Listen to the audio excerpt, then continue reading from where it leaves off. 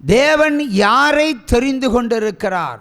வாசி, திரும்ப வாசியதை வாசியதை. உள்ளவைகளை அவமாக்கும்படி. அவம் என்று சொன்னால் அவமானப்படுத்துதல். இப்போ பிரதர், உங்களுக்கு ஒரு அவமானம் வந்தது இல்லையா? உங்கள் அம்மா தேடினாங்க, போலீஸு தேடிச்சு. நீங்கள் போனால் வேலைக்கு போனீங்க, ஆனால் போலீஸு தேடிச்சு. அப்போ ஒரு அவமானம் உங்களுக்கு வந்து உள்ளவைகளை அவமாக்கும்படி. என்னையும் ஒரு காலத்தில் கடன் பட்டதுனால என்னையும் போலீஸு தேடிச்சு இல்லையா? உள்ளவைகள், ஒரு காலத்தில் உள்ளவைகளாக இருந்தேன், நிறைய இருந்தது. லாஸ்டில் இல்லாத பொழுது எல்லாம் நமக்கு அவமானமாக தோன்றியது. ஹல்லேலூயா. அடுத்த வசனம் பாய். உலகத்தினுடைய இழிவாய், அதாவது இருக்கிறதெல்லாம் அழிந்தாதான் நம்ம இழிவான பாதைக்கு வருவோம் இல்லையா? அதாவது கைவிடப்பட்ட நிலை, இருக்கிற சொத்து அழிஞ்சு போச்சு, வீடு அழிஞ்சு போச்சு, பொண்டாட்டி ஓடி போனா, பிள்ளை ஓடி போச்சு, இப்படி எல்லாருக்கும் ஒவ்வொரு விதமான துன்பங்கள். இப்படி எல்லா அழிவுகளையும் நம்ம சந்தித்த பொழுது நம்ம மற்றவங்களுக்கு இழிவாய் தோன்றுவோம். எப்படி? சீ என்று தோன்றுவோம். இப்போ இந்த ஊரில் எவன் கல்யாணம் வச்சாலும் நான் கல்யாணம் மட்டும் போக மாட்டேன். கல்யாணம் மாட்டவன் கட்டினாலே நான் போக மாட்டேன். ஏன்னு சொன்னால், நான் ஒரு முறை இல்லாதவையாய் இங்கே வந்த பொழுது, ஒன்றுமே இல்லாத வந்தோ ஊரில் சொந்தக்கார மாதிரியும் சீட்டு தர மாட்டான், மேரேஜ் இன்விடேஷன் தர மாட்டான். இவன்ட்டு என்ன இருக்குது? இவன் மைய எழுதுவானா? சரி, நம்ம ஜேபிஆர் வந்தால் ஒரு கௌரவம்னு நினைக்கானா? அதுவும் கிடையாது. ஆகவே இருக்கிற காலத்தில் ஒரு மரியாதை இருக்கிறதெல்லாம் வெளியே போச்சுன்னா நமக்கு ஒரு அவமானம் வரும். இவன் ஒன்றுமில்லாதவனோட பட்டத்தை தருவாங்க, இல்லாதவன் என்ற பட்டத்தை தருவாங்க. இவனை கொண்டு இயலாது, முடியாது, இவன் அவ்வளோதான், முடிஞ்சு போச்சுன்னு சொல்லுவாங்க. ஆனால் அப்படிப்பட்ட இழிவானவைகளை உங்களை கர்த்தர் தெரிந்து கொண்டு வைத்திருக்கிறார். உலகத்திற்கு வேண்டாத நீங்கெல்லாம் கர்த்தருக்கு வேண்டும். கையத்தட்டல். நெக்ஸ்ட், அற்பமாய் எண்ணப்பட்டவைகளையும் இல்லாதவைகளையும் தேவன் தெரிந்து கொண்டார். அதாவது அற்பமாய் எண்ணப்பட்டவர்கள். சிலர் கணவன் மனைவிக்கு அற்பமாக இருக்கலாம், சிலருக்கு மனைவி கணவனுக்கு அற்பமாக இருக்கலாம், இல்லை பிள்ளைகள் அற்பமாக இருக்கலாம், இல்லை தேசத்துக்கு நம்ம அற்பமாக இருக்கலாம், சொந்த பந்தத்துக்கு ஒன்றும் இல்லாமல் இருக்கலாம். ஆனால் கர்த்தர் உங்களைத்தான் தெரிந்து கொண்டு இருக்கிறார். ஒரு சம கையை தட்டலாம். அல்லையா? அற்பமாய் எண்ணப்பட்டவர்கள், இழிவாய் தள்ளப்பட்டவர்கள் ஆண்டவர் அவருக்கென்றே வைத்துக் கொள்கிறார். உலகத்துக்கு வேண்டாத குப்பையெல்லாம் ஏசப்பாவுக்கு வேண்டும். நம்ம எல்லாம் ஒரு காலத்தில் குப்பையாக இருந்திருக்கலாம் இல்லையா? ஒன்று குடிகார குப்பை, இல்லைன்ற விபச்சார குப்பை, இல்லைன்னா தேவர்களை வழிபட்ட குப்பை, இல்லை மந்திரவாத்து போன குப்பை, இல்லை குறியேக்க போன குப்பை. இந்த குப்பையெல்லாம் ஊருக்கு வேண்டாம், ஆனால் கர்த்தருக்கு வேண்டும் என்று சொல்லுகிறார். நெக்ஸ்ட், ஞானிகளை வெட்கப்படுத்தும்படி தேவன் உலகத்தில் பைத்தியமானவைகளை தெரிந்து கொண்டார். அதாவது ஞானிகளை வெட்கப்படுத்தும்படி. ஞானிகள் என்று சொன்னால் நல்லா படித்தவங்கன்னு வச்சுடுவோம் இல்லையா? நல்லா படித்தவங்க, ஏன்னா அவங்களுக்கு நிறைய அறிவு இருக்குது, இவ்வளோ நிலத்தில் டிகிரிகள் இருக்குது, இல்லை கல்லூரியில் லெக்சராக இருப்பாங்க இல்லையா? கல்லூரியில் லெக்சராக இருப்பாங்க, இல்லைன்னா ஒரு போலீஸ் துறையில் இருப்பாங்க, இல்லை பெரிய அரசியல்வாதியாக இருப்பாங்க, பெரிய மந்திரியாக இருப்பாங்க, எல்லோரும் அப்படி இருப்பாங்க இல்லையா? அவர்கள் மத்தியில் நம்ம அற்பமாய் எண்ணப்பட்டிருக்கிறோம், இழிவாய் தள்ளப்பட்டிருக்கிறோம். அப்போ அவர்களுக்கு மத்தியில் அற்பமாய் இழிவாய் பைத்தியமாக தள்ளப்பட்ட நாம், அவர்களுக்கு நம்ம பைத்தியம், அற்பம். ஏன்னா பணம் இல்லை, புகழ் இல்லை, ஒன்றுமே இல்லை. ஆனால் இப்படி அவர்களால் தள்ளப்பட்ட உங்களை ஆண்டவர் தன்னுடைய கிருபையை கொடுத்து உங்களை உயர்த்துவார் இல்லையா? கிருபையை கொடுத்து உயர்த்தினா அற்பமாய் இழிவாய் எண்ணப்பட்ட நீங்கள் அந்த நாய்களுக்கு போய் நீங்கள் ஜெபம் பண்ணுவீங்க. சும்மா கையை தட்டுங்க. அறிவாளிகளுக்கு பைத்தியம், படிக்காத நம்ம போய் அவங்களுக்கு ஊழியம் செய்வோம். அப்போ யார் பெரியவர்? நம்ம தான். சிறிது காலம் தான் அவங்க ஓட முடியும். இப்போ நான் எம்ஏ பிஎட்டு எம்எஸ்சி எனக்கு படித்து வச்சுருக்கிறேன். இவர் வந்தால் யார்கிட்ட வரணும்? நான் இவர்கிட்ட பேர் ஆரோக்கியத்துக்கிட்ட வரணும். பிரதர் உங்களுக்கு பேர் ஆல்பின்கிட்ட வரணும். ஒரு காலத்தில் 2 பேரும் யாருக்கும் வேண்டாம், தாய்க்கு வேண்டாம், தகப்பனுக்கு வேண்டாம், குடும்பத்துக்கு வேண்டாம், ஊருக்கு வேண்டாம். அற்பமாக எண்ணப்பட்டான், இழிவாக நகழ்த்தப்பட்டான். எல்லாம் அவங்கள பார்வைக்கு மாதிரிலாம் 2 பைத்தியக்கார பயிலுவான். 2 பேர் பைத்தியக்கார பயிலுவான். நாளைக்கு கிருபையை பற்றி நீங்கள் போய் அவனுக்கு ஊழியம் செய்ய போகிறீங்க, இல்லை அவன் உங்கள்கிட்ட வந்து ஊழியம் செஞ்சுட்டு போவான்.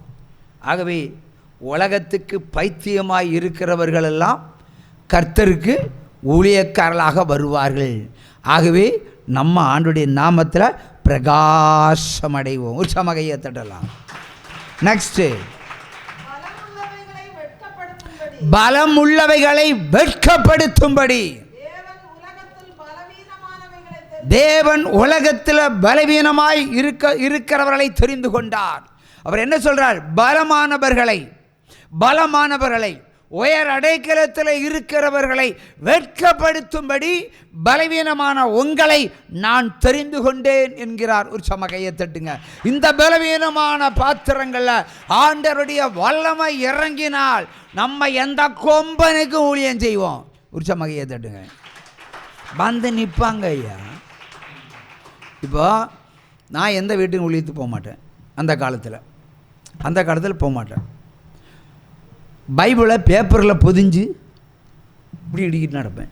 இங்கே போன மாதிரி இருந்தால் பேக் வாண்ட காசு இல்லை, அதான் மேட்ரு. ஒரு பேகு 45 ரூபா 50 ரூபா, அது இல்லை. அந்த 50 ரூபாலாம் நான் 6 மாதமாக பார்த்தது கிடையாதுயா. கோடிக்கணக்கில் பணத்தை பார்த்தவன் லாஸ்ட்டில் 50 பைசா காண்றதுக்கெல்லாம் ரொம்ப பாடுபடணும். ரொம்ப பாடுபடணும். இந்த நேரத்தில் பைபிளை பேப்பரில் பொஞ்சு வைப்பேன். எவனாவது 50 ரூபா வந்து அதையும் வாங்க மாட்டேன்.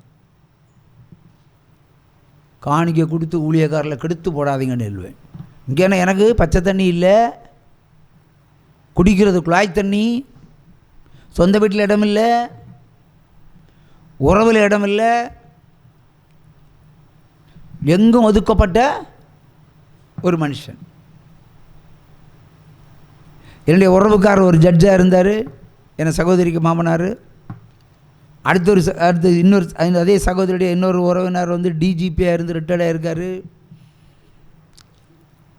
அடுத்து எனக்கு அக்கா குடும்பத்தில் ஒரு கலெக்டரு, இன்னொரு மச்சான் குடும்பத்தில் 2 கலெக்டரு, மாப்பிள்ளை மொண்டாடியும் கலெக்டரு. ஆனால் நான் இங்கே இழிவாக எண்ணப்பட்டு சாப்பாடு வழி இல்லாமல் இங்கே கிடக்கிறேன். ஒருவரும் உதவி செய்ய ஒருவரும் முன் பெறவில்லை, நானும் கையேந்துறதும் இல்லை. இந்த நேரத்தில் யாராவது காசு 50 ரூபா தந்தால் அது என்ன பொக்கிசான வாங்க மாட்டேன். ஊழியக்காரர்களுக்கு காசு கொடுத்து கெடுத்துடாதீங்கன்னு நானே சொல்லுவேன். நடப்போம். மார்த்தாண்டத்திலிருந்து கடையலுக்கு நடப்போம். கழுவந்திட்டையில் வந்து 50 பைசா கம்மி ஆச்சுன்னா ஒரு 4 ஸ்டாப்பை தாண்டி நடந்து அடுத்த வண்டி ஏறி வருவோம். அந்த காலத்தில் ஏன் நித்திரவளையிலிருந்தே கடையாளுக்கு நடந்து வந்திருக்கிறோம். நடராஜா நாங்கள் எங்கள் 2 நடராஜா வண்டி தான். ஆனாலும் ஊழியத்தை ஒரு வைராக்கியமாக செஞ்சோம். பிறகு ஒரே ஒரு காலகட்டத்தில் எஸ்டி மங்காடு பகுதியில் ஒரு பைத்தியக்காரனை குணமாக்கினார் ஆண்டவர். ஒரு 500 ரூபாய் கொடுத்து ஸ்பாட்டில் விடுதலை கொடுத்தார் பைத்தியக்காரனுக்கு. 500 எடுத்து என்னை ஒய்ஃபு கிட்ட அந்த அம்மா நீட்டுது. நான் கையை கட்டுறேன், வான்னு. வரமாட்டா. இவளுக்கு 500 வாங்கிட்டு வரணும்னு நினைக்கிறாளோ இல்லை எங்கே வரமா அப்படி இல்லை இந்த அம்மாவுடைய பாசத்தினால நிற்கிறாங்களோ. ஏன்னா அந்த அம்மாவை இவளுக்கு நல்ல ஏற்கனவே தெரியும். தொட்ட வீடு, தாய் வீடும் இந்த வீடும் சொந்த வீடு. நான் கூப்பிட்டு வர மாட்டான், அந்த அம்மா விடாது. கடைசியில் கெஞ்சினாங்க, கூத்தடித்தாங்க. 14 வருஷம் எத்தனையோ கோடி ரூபாய் செலவு பண்ணி என் பையன் கோணம் ஆகலை. ஃபைனான்ஸ் கம்பெனி போச்சு, ஃபைனான்ஸ் கம்பெனி நிலங்கள் போச்சு. இப்போ மார்க்கெட்டில் முரத்தில் தேங்காயை உரித்து அதில் வச்சு விற்பினேன். பைத்தியத்துக்கு குணமாய் மருந்து பார்த்து கடைசியில் ஒரு பாட்டில் எண்ணெயும் நானும் ஜெபம் பண்ணால் விடுதலை கிடச்சி. நான் உங்களுக்கு தரல, அப்பாவுக்கு கொடுக்குறேன்னு சொன்னாங்க. நீங்கள் வாங்கித்தான் ஆகணும்னு. உங்கள் ஒய்ஃப்கிட்ட வாங்க சொல்லுங்கன்னு. நான் ஒரு நிமிஷம் கண்ணை போடுனேன். ஆண்டவர் சொல்கிறார், ஆமாம் காணிக்க உனக்காக தராங்க, நீயா கிருபையை கொடுத்து கொணாக்குனே, நீ வாங்காமல் போகிற? நான் இல்லையே கிருபையை கொடுத்து கொணாக்குனேன், வாங்கிரு. கர்த்தருக்கு கொடுக்குற, நீ சாப்பிடாத, நீ போ, நீ அதில் சாப்பிட வேண்டாம், நீ எனக்கே செலவு பண்ணிடு. வாங்கி செலவு பண்ணிடு. அன்னைக்கு சொன்னார், அன்னையிலிருந்து யார் தந்தாலும் இந்த கை வாங்கும், அது கர்த்தருக்கு என்று தான் வாங்கும். முதலாக ஊழியத்தில் வந்து 8 மாதங்களுக்கு பிறகு ஒரு 500 ரூபாய் சந்தித்த நாள் அதுதான். உற்சவமாக கையை தட்டுங்க. அதை நீங்கள் நினைக்க வேண்டிய கொடுக்கறது கர்த்தருக்குன்னு கொடுங்க. ஊழியக்காரன் கொடுக்கறத தனியாக கொடுங்க, கூலியை தனியாக கொடுங்க, அவருக்கு கூலியை தனியாக கொடுங்க, இங்கே கூலி தனியாக கொடுங்க. இதால் ரகசியம். அவை அப்படி தான் நடந்தோம். அவங்க நாங்கள் இழிவாய் எண்ணப்பட்டோம். சாப்பாடே கிடையாது. சாப்பாடுனாலே நாக்கெல்லாம் எங்கே போகும் பிரதர்? பசியோடு இருக்கணும் தான் சாப்பாடுக்கு அருமை தெரியும். அவன் நிறைய சாப்பிட்டு அவள் தாங்குவாள். இது இடி தாங்கியது, இவள் தாங்குவான். ஏன்னா அவள் குடும்ப பேசிக் அப்படி. நம்ம அப்படி இல்லை, தின்னு கொளுத்து புளுத்து வளர்ந்தவையா. அவள் ஒன்றும் இல்லைன்னா தாங்க முடியாது, பசியை தாங்க முடியாது, ஜீரணிக்க முடியாது. ஆனால் விரக்தி ஆகிப்போச்சு. பிறகு சாப்பிடாமலே நம்ம வாழ்ந்து பழகிட்டோம். அது ஒரு பெரிய பிரச்சனை கிடையாது. இருந்தாலும் ஊருக்கும் உலகத்துக்கும் அற்பமாய் இழிவாய் எண்ணப்பட்டோம். எவ்வளோ பெரிய குடும்பத்தில் பிறந்து எவ்வளோ மாதிரி இருக்கிறோம் நினச்சி பார்த்தா தானே.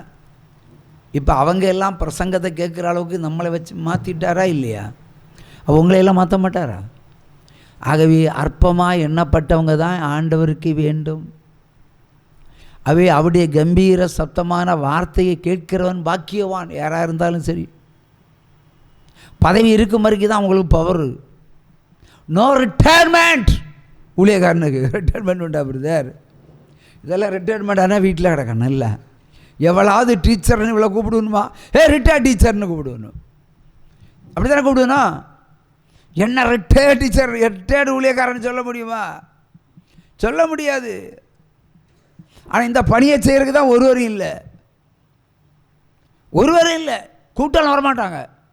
கடைசியில் சாகிற வேலை இருக்கும். செத்து போய் தெரிஞ்சதும் நான் உயிரோடு வந்தால் ஊழியம் செய்யலான்னு சொல்லுவாங்க. கேட்டாதுக்கு பேர்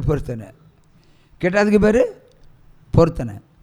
நேற்றுக்கு ஒரு ஆளுக்கு பிரசங்கம் பண்ணேன். ஒரு 2 நாள் முன்னாடி நைட்டு.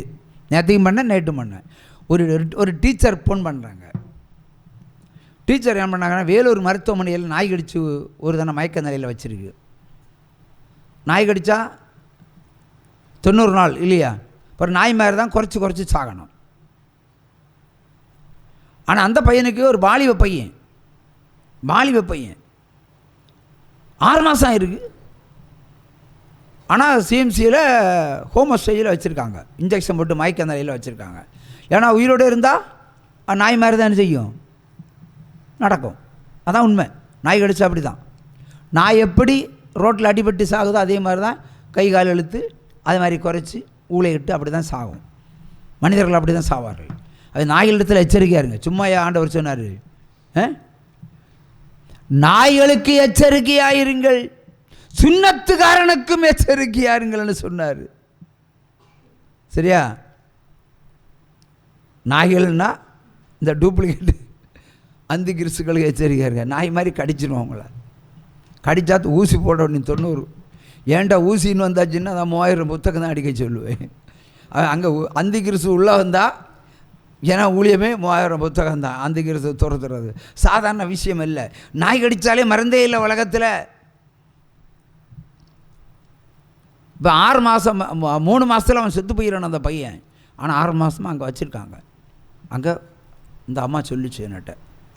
நான் சொன்ன, நாய் கடித்தா 3 மாதம் தானே, அதுக்கு மேலே உயிரோடு இருந்த சரித்திரம் கிடையாது. அப்போ இந்த பையன் உயிரோடு இருக்கிறான்னா தேவன் அற்புதத்திற்காக, அற்புதம் செய்வதற்காக வச்சிருக்கிறார். தயவுசெய்து இப்படி சொன்னேன், தயவுசெய்து ஒரு 2000 புத்தகம் அச்சிட்டு ஜனங்களுக்கு கொடுக்க சொல்லுங்கள். இல்லை 2000 பேர் சாப்பாடு கொடுக்க சொல்லுங்கள். தர்மம் செய்தால் சில வேளை காப்பாற்றப்படலாம். இல்லை சுவிசேஷம் அறிவித்தால் கர்த்தர் உதவி செய்வார். ஒரு பண்ணை பாருங்கன்னு அந்த அம்மா ஃபோன் நம்பரை கொடுத்தது. இந்த அம்மாவுக்கு வேலூர்னு நேற்று அந்த அம்மா வயசு பையனுக்கு அம்மா, அதுவும் ஒரு டீச்சர் தான். பொதுவாக டீச்சர் மாதிரி சொன்னால் கேட்க மாட்டாங்க. நிறைய டீச்சர்ஸ் எடுத்து பாருங்கள், கேட்கவே மாட்டாங்க. அவங்க இல்லை, ஒரு டீச்சர் மோதல் இல்லை. ஏன்னா ஒவ்வொரு மாணவனும் டீச்சர், மிஸ்ஸு, அம்மா எனக்கு கூப்பிடுவாங்கல்ல. பின்ன இவங்களுக்கு ஒரு மமதை அங்கே ஏறிடும். நம்மளை எவனாவது பார்த்து சாருன்னு கூப்பிடுவானா பிரதர்? கூட மாட்டான். முடிஞ்சா வாடா போடா. இந்த மமதையில் வீட்டுக்கு வருவணும். அந்த பையன் புருஷன் சொன்ன பேச்சை கேட்பணுமா? கேட்க மாட்டேன்னு. புருஷனை பேச்சை கேட்பணும், கேட்க மாட்டேன். அது மாதிரி அந்த மகன் நான் சொன்னேன், சங்கீதம் 50:14-15 படி ஸ்தோத்திர பலியிட்டு உன்னதமானவருக்கு உன் பொருத்தனைகளை செலுத்தி ஆபத்து காலத்தில் என்னை நோக்கி கூப்பிடு, அப்பொழுது நான் விடுவிப்பேன், நீ என்னை மகிமைப்படுத்துவாய் என்று ஆண்டவர் சொல்லியிருக்கிறார். ஆகவே ஒன்றில் 2000 பேருக்கு சுவிசேஷம் அறிவிங்க, இல்லைன்னா 2000 பேருக்கு சாப்பாடு கொடுங்க.